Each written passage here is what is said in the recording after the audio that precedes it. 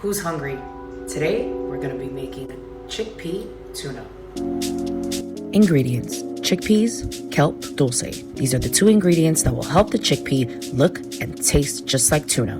Key lime juice, truffle oil, coconut vinegar, yellow mustard, garlic, vegan mayo, pink salt, and black pepper to taste, plum tomato, red onion.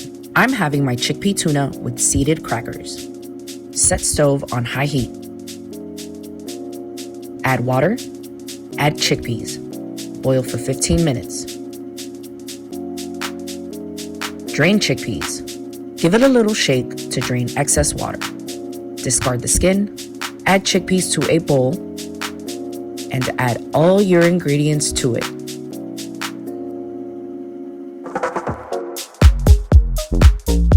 Mix it all up.